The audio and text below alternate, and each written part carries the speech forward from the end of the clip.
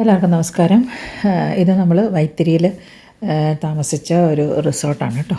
ഇത് തമിഴ്നാട് ഉള്ള GRT group of ഹോട്ടൽസിൻ്റെ കീഴിലുള്ള ഒരു റിസോർട്ടാണ്.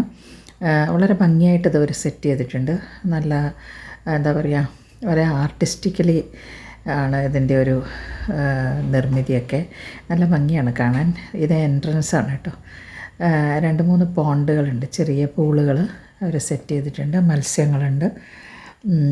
മോന് എപ്പോഴും മത്സ്യത്തിന് തീറ്റ കൊടുക്കുമായിരുന്നു, പ്രധാന ഹോബി. അവനൊരു പെറ്റ് ലവറാണ് ചെറിയ മോൻ.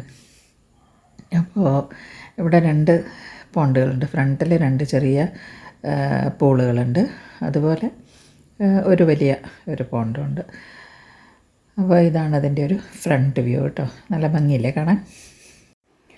അപ്പോൾ വയനാട്ടിൽ ഒരുപാട് പേരുടെ ജീവനോപാധിയാണ് ഇത്തരം റിസോർട്ടുകളും ഹോം സ്റ്റേകളും ഒക്കെ.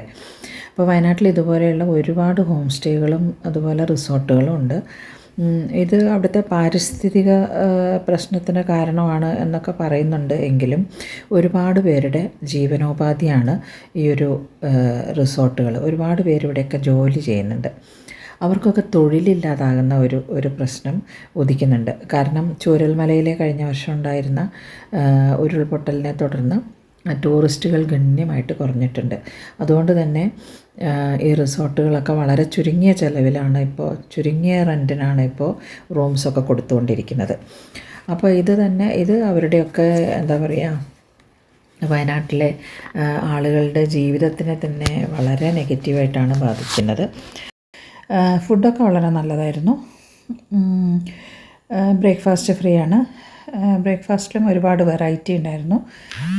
നമ്മുടെ സൗത്ത് ഇന്ത്യൻ കുസിൻ, അതുപോലെ നോർത്ത് ഇന്ത്യൻ, വെസ്റ്റേൺ ഒക്കെ ഉണ്ടായിരുന്നു. അപ്പം എൻ്റെ ബ്രദറും ഫാമിലി ഉണ്ടായിരുന്നു. മകനാണ് ഇതൊക്കെ അറേഞ്ച് ചെയ്തത്. അപ്പോൾ 2 ദിവസം എല്ലാ തിരക്കുകളിൽ നിന്നൊക്കെ മാറി നമ്മൾ എന്താ പറയുക, പീസ്ഫുള്ളായിട്ടിരുന്നു എല്ലാവരും കൂടെ. നല്ല രസമായിരുന്നു. പിന്നെ നമ്മൾ ബാണാസുര സാഗർ ഡാം കാണാൻ പോയി. പിന്നെ വേറെ അധികം സ്ഥലത്തൊന്നും പോയില്ല. പ്രത്യേകിച്ച് നമ്മുടെ ഉദ്ദേശം എന്ന് പറഞ്ഞാൽ എല്ലാവരും കൂടെ കൂടിയിരിക്കുക, ഭക്ഷണമൊക്കെ കഴിക്കുക, അങ്ങനെ ഇരിക്കുക, റെസ്റ്റ് എടുക്കുക എന്നുള്ളതായിരുന്നു പ്രധാനമായിട്ടും നമ്മുടെ ലക്ഷ്യം. ഏട്ടനും ഫാമിലിയൊക്കെ വല്ലപ്പോഴുമാണ് വരുന്നത്. അപ്പോൾ ഏട്ടൻ്റെ മക്കളുമൊക്കെ ഉണ്ടായിരുന്നു ഇത്തവണ വന്നപ്പോൾ. അപ്പോൾ അവരെയൊക്കെ വല്ലപ്പോഴും അല്ലേ കാണുള്ളൂ. അപ്പോൾ നമുക്ക് ഒന്നിച്ചിരിക്കാം എന്നുള്ള ഒരു ഉദ്ദേശമായിരുന്നു. ചെറിയ കുട്ടികളൊക്കെ ഉണ്ടായിരുന്നു. അപ്പോൾ നല്ല രസമായിട്ട് പോയി. അപ്പോൾ കണ്ടു നോക്കൂ, ഈ ഒരു ഹോട്ടലും അതിൻ്റെ ചുറ്റുപാടും എല്ലാം ഇതിനകത്ത് കാണിക്കുന്നത്. ഇതാണ് റൂംസ് കേട്ടോ, കോട്ടേജസ്. ഇങ്ങനെ ഓരോരോ കോട്ടേജസാണ്. ഇത് നമ്മുടെ കോട്ടേജാണ് കേട്ടോ. അപ്പോൾ നമ്മുടെ കോട്ടേജ് എന്ന് പറഞ്ഞാൽ ഇങ്ങനെ സ്റ്റെപ്പ് ഇറങ്ങി പോകണം. ഒരു എന്താ പറയുക, നല്ല കൂളായിട്ടുള്ള അന്തരീക്ഷമാണ്.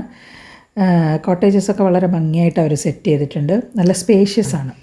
അപ്പോൾ അതിൻ്റെ പുറകിലാണെങ്കിൽ ഇതുപോലെ സ്റ്റെപ്പ് കയറിപ്പോയാൽ ഇവിടെ ചെറിയൊരു സിപ്പ് ലൈൻ ഉണ്ട്. പിന്നെ ഒരു ചെറിയ ഹട്ട് പോലെ ഉണ്ടാക്കി വെച്ചിട്ടുണ്ട്. പിന്നെ ക്യാമ്പ് ഫയർ അങ്ങനെയുള്ളതൊക്കെ നടത്താനുള്ള സൗകര്യങ്ങൾ ഇവിടെ ഉണ്ട്. പിന്നെ ഇരുന്ന് സംസാരിക്കാനും ഒക്കെയുള്ള സൗകര്യങ്ങൾ ഇവിടെ ഉണ്ട്. ഇവിടെ കുറച്ച് ആക്ടിവിറ്റീസൊക്കെ ഉണ്ട് കേട്ടോ. അപ്പോൾ ഞങ്ങൾ കുറച്ച് നേരം അവിടെയൊക്കെ ഇരുന്നു, ഫോട്ടോസൊക്കെ എടുത്തു. അങ്ങനെ കുറച്ച് നേരം അങ്ങനെ ചിലവഴിച്ചു ബ്രേക്ക്ഫാസ്റ്റ് കഴിഞ്ഞതിന് ശേഷം. അതിന് ശേഷമാണ് നമ്മൾ റൂമിലോട്ട് പോയത്. അപ്പോൾ എല്ലാവരും കൂടെ നല്ല എന്താ പറയുക, ഒരു പീസ്ഫുള്ളായിട്ട് 2 ദിവസം അവിടെ സ്പെൻഡ് ചെയ്തു. അപ്പോൾ കണ്ടു നോക്കൂ, മത്സ്യങ്ങൾക്ക് ഫുഡ് കൊടുക്കുന്നതാണ് കേട്ടോ മോൻ. അപ്പോൾ കണ്ടു നോക്കൂ കേട്ടോ.